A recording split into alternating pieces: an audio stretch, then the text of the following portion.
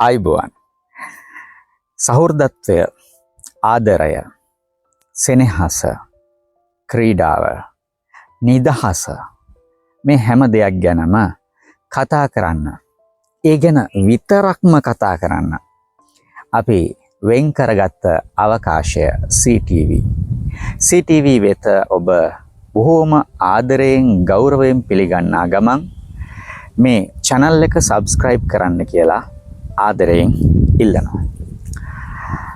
අලුත් අවුරුද්දක්නේ ලැබුවේ නේද? මේ අලුත් අවුරුද්දේ හැමෝගෙම මුහුණුවල දකින මුහුණුවල මුවග තියෙන වචනය තමයි සුබ අලුත් අවුරුද්දක් වේවා. මේ අවුරුද්දේ සාර්ථක වෙන්න ඕනේ. හරියන්න ඕනේ. කිරි උතුරන්න ඕනේ. නේද? ජයෙන් ජයම ලැබෙන්න ඕනේ. මේ වගේ ප්‍රාර්ථනා මුවග අපිට ඇහෙනවා. හැබැයි අවාසනාව කියන්නේ ජනවාරි 1 වෙනිදා, අප්‍රේල් 14 වෙනිදා, දෙසැම්බර් 25 වෙනිදා වගේ දවස්වල ඉඳන් සතියක් වගේ කාලයක් ඇතුළත නැවතත් ඔය පරාර්ථකාමී අදහස අපෙන් ඈත් වෙලා යනවා. අපි වෙන වනාන්තරයකින් වැහෙනවා. ඒ වනාන්තරය කෙලෙස් කිලුටු පිරිච්ච එකිනෙකා අතික්‍රමණය කරගෙන යන්න හදන නේද? තව කෙනෙක් පාගලා දාලා තමන්ගේ ඉලක්ක සපුර ගන්න යන හරි ආත්මාර්ථකාමී තත්ත්වයක්. ඇයි මේ තමයි අනුන් ගැන හිතන්නේ නැතිකම. අනුන් ගැන හිතන රටක් තමා වගේම අනිකා ගැනත් හිතන රටක්, හිතන සමාජයක් අපි හදන්න ඕනේ. අපි කියනවා මම ඔයාලට ආදරේ ප්‍රකාශ කරනවා. නේද? තරුණ තරුණියෝ ගොඩක් වෙලාවට ඔය නව යෝන් වේදී පාසල් ප්‍රේමයන් පටන් ගන්නකොට අපි කියනවා මම ඔයාලට ආදරේ. මේක ඇත්තටම චිත්ත අභ්‍යන්තරයෙන් එන වචනයක්ද? එහෙම නැත්නම් මූනිච්චාවට කියන්න ඕනාවට කියන වචනයක්ද? ඔබ හිතලා තියනවද? මම හිතන්නේ නම් මම ඔයාට ආදරේ කියන වචනය කියන්න ඕනාවට කියන එකක්. I love you කියන එක. හැබැයි දැන් ඔබට හිතෙන්න පුළුවන් එහෙනම් I love you කියන්නේ නැත්නම් අපි මොකද්ද කියන්නේ? ඒක තමයි අද අපි කතා කරන්නේ. අනිකාගේ පැත්තෙන් හිතන්න. මම ඔයාට ආදරේ කියනවා වෙනුවට මට ඔයාව දැනෙනවා කියන්න බැරිද? නේද? මම ඔයාට ආදරේ කියනවට වඩා ලොකු ගැඹුරක් තියෙනවා මට ඔයාව දැනෙනවා කියන එක තුල. I feel you. අනිකාව දැනෙන සමාජයක් අපි හදන්නේ කොහොමද? අද අපි ඉස්සෙල්ලාම සාකච්ඡාවට භාජනය කරගන්නේ අපි දේවත්වයෙන් සලකන මහා කලාකරු මහගම සේකර මහත්මයාගේ ප්‍රබුද්ධ කාව්‍ය සංග්‍රහය. අපි දන්නවා මේ නගරය අතහැරලා බොහෝ ආධ්‍යාත්මය පුරුදු පුහුණු කරන අය වනවාසයට යනවා. ඒ වනවාසයට යන්නේ වනාන්තරේ නගරේ තරම් කර්කශ නැති නිසා, බාධක නැති නිසා, වනය නිස්කලංක නිසා. මහගම සේකර ප්‍රබුද්ධ පොතේ ලියනවා වනය පමණද සුන්දර, නැද්ද නගරය සුන්දර, නොයමි වනවාසයට ධ්‍යානයට. යන්න ඕනේ මට යන්න අවශ්‍යතාවයක් නැහැ වනවාසයට ධ්‍යානයට. මොකද වනාන්තරේ විතරද සුන්දර? ඇයි නගරය සුන්දර නැද්ද? මං කියන්නේ තර්ක කරන සමාජයක්, හිතන සමාජයක්. අන්න ඒ හිතන සමාජයට තමයි දැනෙන්නේ. ඇයි වනවාසයට ධ්‍යාන වඩන්න කැලෑවට යන්නේ නැත්තේ? බස්රියෙහි, දුම්රියෙහි, වැඩපොළෙහි, විශ්වවිද්‍යාලයෙහි, නගරයෙහි මහා මැදුරු සඳලු තල වසාගෙන ඝන කැලෑ වැවි ඇත. මේ විශ්වවිද්‍යාලයේ, කම්හලේ, වැඩපොළේ, පාරේ මේ හැම තැනම මහා මැදුරු සඳලු තල වසාගෙන ඝන කැලෑ වැවිලා තියෙනවලු. ඉතින් ඒ වනාන්තරයේ ඉඳගෙන ධ්‍යාන වඩන්නත් පුළුවන්. කොහොමද? මොකද්ද මේ කැලෑව? මෝහ අඳුරින් පිරුණ. අපි දන්නවා වනාන්තරය කියන්නේ පොඩි গুপ্ত තැනක්, අඳුරක් තියෙනවා වනාන්තරේ. ඒ වගේ නගරේ තියෙනවා මෝහය කියන අඳුර. රාග උල්පත් ගලන ඊර්ෂා මදමාන කටුකොහොල් කෙලෙස් මහ වල් නැගෙන ඔන්න නගරේ තියෙන කැලෑවේ ස්වභාවය. රාග මදමාන කටුකොහොල් මහා කැලෑ වැවිලා තියෙනවා මේ නගරය වසාගෙන නේද? කෙලෙස් මහ වල් නැගෙන තදසිත මහ ගල් ගහන කෙලෙස් කියන වල් පැලෑටි වලින් ගහණය වෙච්ච තදහිත කර්කශ හිත කියන පර්වත තියෙන. හරි ලස්සනයි මේ උපමා උපමේය ටික. සීතල රහස් අවිගෙන උනුන් මරමින් හැසිරෙන ගසා කන සූරා කන ඡණ්ඩ වන මෘග කැලන් සැරිසරන. බලන්න. ගසා කන සූරා කන සීතල රහස් අවිගෙන උනුන් මරමින් හැසිරෙන ඡණ්ඩ වන මෘගයන් ඉන්නවා මේ නගරේ. අන්න ඔවුන් එක්ක මට වඩන්න තියෙනවා හිතක්. ඔවුන් නැතුව වඩන හිත නෙමෙයි, ඔවුන්ගේ කම්කටොළු බාධක මැද වඩන හිත තමයි වැදගත් වෙන්නේ කියලා මහාගමසේකර කියනවා. දුවන පනින කපන කොටන ලිප මොලවන වතුර පැසෙන කඩිමුඩියන වැසිකිලි යන රැවුල කපන මුහුණ දොවන ඇද බැඳගෙන දුව පැනගෙන බස් නවතන තැනට පැමිණ ගැහැණු පිරිමි දහසක් දෙන දහසක් බුදුවරු උපදින මේ උදැහැන පටන් ගනිති මහා හටන. කොහොමද ලියවිල්ල? මේ කාව්‍ය සංග්‍රහයක්. කාව්‍ය කියනකොට නේද දෙපද සිව්පද මේ වගේ රටා ඔබ අහලා ඇති, දැකලා ඇති, කියවලා ඇති. බලන්න මේ කවියේ තියෙන ගලා යෑමේ රිද්මය, දුවන පනින කපන කොටන ලිප මොලවන වතුර පැසෙන කඩිමුඩි එන වැසිකිලි යන රැවුල කපන මුහුණ දොවන මේ මිනිස්සු දහසක් බුදුවරු උපදින මේ උදැහැන පටන් ගනිති මහා හටන. බිම ඉන්නෝ රිය තුලට නගින්නයි නැගගත්තෝ අසුනක් ලැබ ගන්නයි අසුනක් ලද්දෝ කොනක් හොයන්නයි දඟලත් පොරකත් ලැබුණොත් තුටුවෙත්. බස් එකක තියෙන ස්වභාවය ඔබට තේරුම් යන්න ඇති නේද? පොදු ප්‍රවාහන සේවයේ වැඩට යන එන ඉස්කෝලේ යන කවුරුන් හෝ කෙනෙක් මේ අත්දැකීම ලබලා ඇති. බිම ඉන්නෝ රිය තුලට නගින්නයි නැගගත්තෝ අසුනක් ලැබ ගන්නයි අසුනක් ලද්දෝ කොනක් හොයන්නයි දඟලත් පොරකත් ලැබුණොත් තුටුවෙත්. ඔක තමයි මේ නගරයේ තියෙන ස්වභාවය. ඔබ නිරන්තරයෙන් හිතන සමාජයක් කියන එක. මේ මහගමසේකර ඒ කාලේ දැකපු දේ අද වෙනකොට කොච්චර ඇත්තද? හිඳින අසුන මගේය, වාහනයත් මගේය, සුළු මොහොතක මමත්වයක් මග දිගටත් හැඟේය. ඔබට බස් එකේ යද්දී බස් එක ඔබේ කියලා හිතෙනවා. ඉන්න ආසනයේ ඔබේ කියලා හිතෙනවා. රියදුරා වේගෙන් යන්නේ නැත්තම් වෙලාව බල පරක්කු වෙනවයි කියලා හිතනවා. වේගෙන් යනවනම් වාහනයක හැප්පෙයි, මේ මිනිසයා කිසි පරිස්සමක් නැහැයි කියලා හිතනවා. මොහොතක මමත්වයක් ඔය තුල ඔබ මේන්ටේන් කරනවා. මග දිගටත් හැඟේය, වෙන රියක් විත් ඉස්සර කෙරුවොත් ඔන්න කියනවා. හිතට නොසතුටක් තරහක් නැගේය. ඇත්ත නෙවේද? වෙන වාහනයක් ඇවිල්ලා ඉස්සර කළොත් තමන් යන වාහනය නොසතුටක් තරහක් ඇති වෙනවා.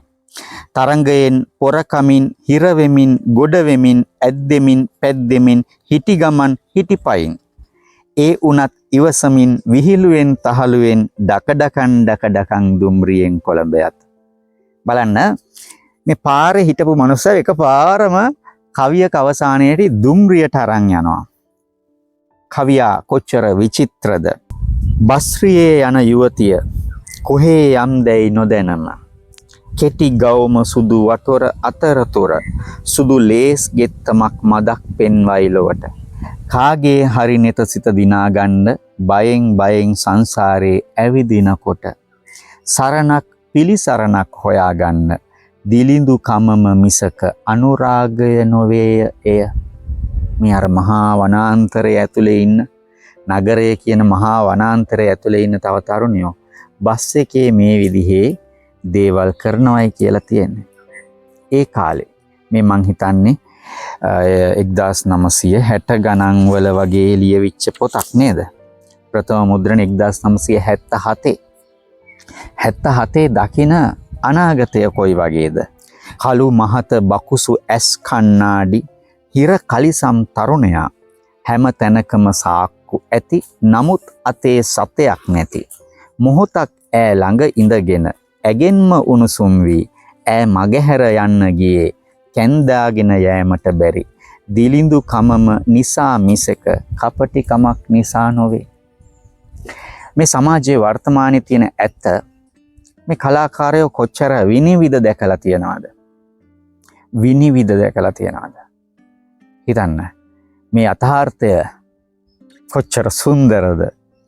සමහර වෙලාවට ඔබත් මේ අත්දැකීම විඳලා ඇති නේද? අත්දැකීම දැකලා ඇති. මේක විඳිනවා වෙච්ච තව කෙනෙක්ට වෙනවා දැකලත් ඇති බස් එකේදී. නහා පයිප්පෙන් උලා රාණී සබන් ඇඟ දෑත දෙපය තොල් තද රණින් රත් කොට උලා වත්සුණු වතෙහි ඝනකමට දවටා ගත වටා දිලෙන වෛවර්ණ සාරිය බැස තනි මගට ගොම්මන් වෙලාවට කොහේ ඒද නැගෙනියනි කිව මැනව. මේ කාන්තාව ගැන කියන්නේ නොපෙනේද දහස් ගණනින් සෙනග යන හැටි මහා සැනකෙලියට. පේන්නේ නැද්ද මේ මහා සෙනග යනවා සැනකෙලියට? මමත් යන්නේ හෙට තමයි සැනකෙලියට යන්නේ. ඇයි ඒ? දන් දෙනු පිණිස ඇඟ මස පතා නොව බුදු බව පතා බත් වේලක් හෙට හාමතිනි දරුවෝ සය රෝගේනි සැමියා ඔවුන් සුවපත් කළ යුතුය මා. අම්මා බුදු වේවා. ඇයි අම්මා මේ සැනකෙලියට යන්නේ මේ විදිහට ඇඳ පැළඳගෙන? මස් දන් දෙන්න, ඇඟ මස් දන් දෙන්න. බුදු බව ප්‍රාර්ථනා කරලා නෙමෙයි, බත් වේලක් වෙන්නේ. අර දි รา පත් වෙලා ඉන්න තමන්ගේ ස්වාමි පුරුෂයා ඒ වගේම තමන්ගේ දරුවෝ එයා ඒ වැඩේ නොකළොත් බඩගින්නේ. හිතලා බලන්න. ජීවිත විවිධාකාරයි. යම්දෝ නොයම්දෝ යන මහා දෙගිඩියාවෙන් බොහෝ වේලාවක් සිටියේය ඔහු බස්රියපලෙහි නොදත්තේය රෑ වූ බව. දැන් මේ දේවල් සියලු දේ කල්පනා කර කර බස් හෝල් ටිකේ ඉන්නවා මං මේ යන්න ඉන්න ගමන හරිද වැරදිද? මොකද්ද යන්න ඉන්න ගමන? මොන වගේ දෙයක් වෙන්න පුළුවන්ද? ඔබ හිතන්න.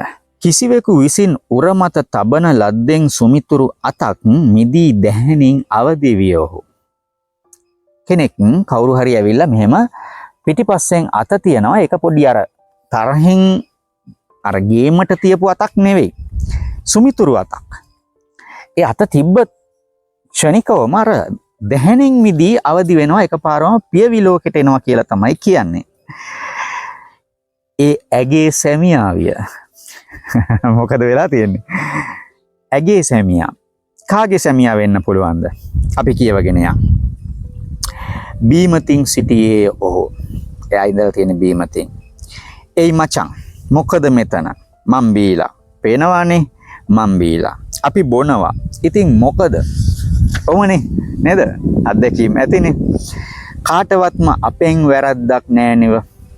නේද මචං? ඕනං ගෑණි බනේ. ඒත් මොකද? බැන්න මගේ ගෑණිනේ බං. ඒකිත් හොඳ ගෑණි මචං. ඊයේ රෑත් උඹ ගැන කිව්වා. හරි ලස්සනයි නේද? ඊයේ රෑත් උඹ ගැන කිව්වා. උඹ බොහොම හොඳ මිනිහලු. උඹ අද එන්න ඕනේ මාත් එක්ක. පොඩි අඩියක් ගහන්න. අපේ ගෙදර. මන් දන්නවා උඹ හිත හොඳ මිනිහා. අනිත් එවුන් වගේ නෙමෙයි. වරෙන් අපේ ගෙදර යන්න. බෝතලයක් අරගෙන යා. වරෙන් මචං. අපි යන් අපේ ගෙදර. දැන් මොකද වෙන්නේ? දැන් තමන් හරිද වැරදිද යන මේ ගමන කියලා කල්පනා කර කර හිටපු මිනිස්සයා නේද? මේ සමාජයේ වෙන දේවල් එක්ක මම කරන මේ වැඩේ හරිද වැරදිද කියලා හිටපු මිනිස්සයාට ඇයගේම සැමියා ඇවිල්ලා කියනවා මචං අපේ ගෙදර යා. මේක වෙන එකක්. අපේ මිනිස්සුන්ට ඉස්සර හිතවතුනි මේ ඔය යහන්ගත වීම පිළිබඳව එම ලොකු ආශාවක් තිබුණේ නැහැ. අපේ මිනිස්සු ඒ ලයිෆ් එක ගත කළා. ඒ කියන්නේ යහන්ගත නොවි තමන්ගේ භාර්යාව සමගම හිටියා කියන එක නෙමෙයි. ඒ ලිංගික නිදහස අපේ මිනිසුන්ට තිබුණා. හැබැයි නිකන් බල්ලෝ බලල්ලු ගන්නට නේ සත්තු සර්පයි ගන්නට මේ වේලාවක් අවේලාවක් නැතුව තැනක් නොතැනක් නැතුව එහෙම ඒ අප්‍රසන්න ලීලාවෙන් රමණය කළේ නැහැ. ඇත්තටම ඒක රමණයක්. ඒ තුල පරම ආස්වාදයේ වින්ද. පරම ආස්වාදය කියන්නේ එතනින් එහාට ආස්වාදයක් නැහැ. ඒ පරම ආස්වාදය අපේ මිනිස්සු වින්දා. මම ඔය සමහර ටෙලිනාට්‍යවල පරණ ටෙලිනාට්‍යවල දැකලා තියෙනවා. වෙළඳාමේ ගිහිල්ලා එන සමහර පිරිමි උදවිය තමන්ගේ අහල පහල තියෙන ගෙදරකට ගිහිල්ලා කිරිහට්ටියක් අරගෙන එහෙම නැත්නම් කරෝල කූරියෙක් අරගෙන ගිහිල්ලා දීලා බලව බලලා යන්න ආවේ බං කියලා අරකක් දීලා ටික වෙලාවක් ඉඳලා කහට කෝප්පයක් බීලා විතක් කාලා එනම් මං ගිහින් එන්න කියලා එනවා. බොහෝ වෙලාවට අර ගෙදර බිරින්දෑ එක්ක ඔහුගේ සම්බන්ධතාවයක් නැතුවා නෙවෙයි. හැබැයි ඔවුන් ඒ මොහොතේ යහන්ගත වෙන්නේ නැහැ. ඔවුන්ට පිළිවෙලක් තිබුණා. සදාචාරයක් තිබ්බා. නම්බුවක් තිබුණා. ඒ තුල එක වින්දා අවශ්‍ය මොහොතක. හැබැයි ඒක වල්බూరు නිදහසක් කරගෙන හැම තැනම හැම වෙලේම එහෙම වින්දේ නැහැ. සමහර වෙලාවල් වල බලන් ඉඳලා යනවා. ගෙදර ඇවිල්ලා මේ උඹලා බලලා යන්න ආවේ නේද? සමහර කාන්තාවොත් එහෙමයි. ඒ තමන් ආදරය කරන තමන්ගේ හිතේ තියෙන ඒ මහා පිරිමි චරිත තියෙනවනේ. ඒ පිරිමි චරිත දිහා බැලුවත් දැක්කත් ඇති. අපි කියනවානේ සුරතාන්තයටපත් වෙනවා. දැකීම මාත්‍රේ. එහෙම තමයි අපේ ඉස්සර මිනිස්සු වින්දේ. I feel you කියලා මං ඉස්සෙල්ලාම කිව්වේ ඒක නිසා. මට මතක් වෙනවා නන්දා මාල්නියගේ ගීතයක්. ඔබට මතකද? කඩමණ්ඩියේ දොළ අයිනේ නුඹව පෙනේ නැවතී බලනවා මොහොතක් කොහොම හරි කතා නැතිව සිටියත් ගොළු වෙලා අපි දහක් දේ තිබේ කීමට බැරිව වැසි කඩමණ්ඩියේ දොළ අයිනේ නුඹව පෙනේ නැවතී බලනවා මොහොතක් කොහොම හරි දැක්කත් ඇති කතා නැතුව හිටියත් ගොළු වෙලා අපි දහක් දේ තිබේ කීමට බැරුව වැසි. කොච්චර මේ අභ්‍යන්තරික ආදරයක අපේ මිනිස්සු වෙලිලා පිරීලා ඉන්නවද නේද? ඒක තමයි ආදරය කියන්නේ. ඒ දැකීම මාත්‍රේ තමයි අපේ මිනිසුන් සතුටු වෙන්නේ. අනිකා වෙනුවෙන් හිඳීම. අනිකාට තමන්ව දැනෙන විදිහට ඉඳීම. අනිකාව තේරුම් ගැනීම. නන්දා මාල්නියගේම තව ගීතයක් මට මතක් වෙනවා මේ වෙලාවේ. සැඳෑ කළුවර කුරගගාවිත් ඔබේ පැල්පත මගේ දසුනින් ඈත් වූ සඳ මගේ සරාසඳ තනි වෙලා මා තනි වෙලා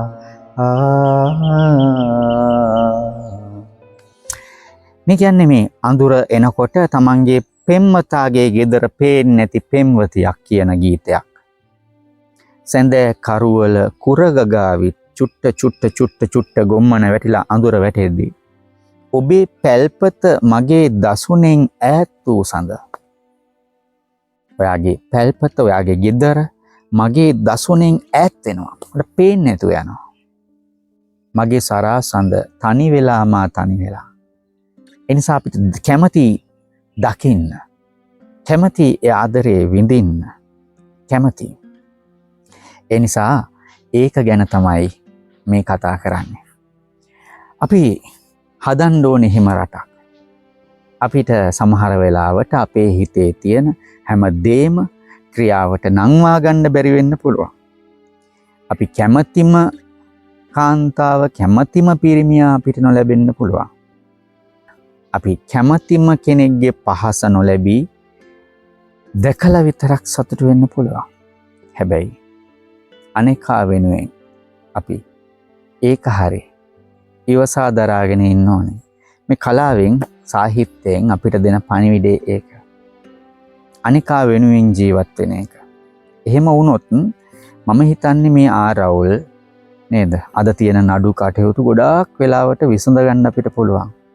සාහිත්‍ය අසුරු කරනවා නම් නේද? ආදරණීය ගීත, ආදරණීය කවි, ආදරණීය පොත්පත්, ආදරණීය මිනිස්සු, අනේකාව දැනෙන මිනිස්සු. ඔබ මෙතන ඉඳන් සිහිපත් කරන්න. ඔයාට කී දෙනෙක් දැනෙනවද? කී දෙනෙක්ව දැනෙනවද? I feel you කියලා කී දෙනෙක්ට කියන්න පුළුවන්ද? හැබැයි දැනෙන හැම එකක්ම කියන්නත් ඕනේද? ඒක ධන වන්න බැයිද? උත්සාහ කරන්න. ආදරය ධනවන්න. ඒක දෙදෙනෙක් රාගයෙන් යහන්ගත වෙලා විඳින මොහොතක සුවයකට වඩා ජීවිතේම තරුණ කරන එකක් වෙන්න පුළුවන්. ආදරය ධනවන්න. channel එක subscribe කරන්න. අපේ වැඩසටහන එක්ක අහු වෙලා ඉන්න. ඔබට දැනෙන හැඟීම් යටින් කමෙන්ට් එකක් දාන්න. ආය දවසක අපි මේ වගේ රසබර කතා ටිකක් එක්ක අහුවෙමු. ඉහිල්ල එන්න. ජය වේවා. I feel you.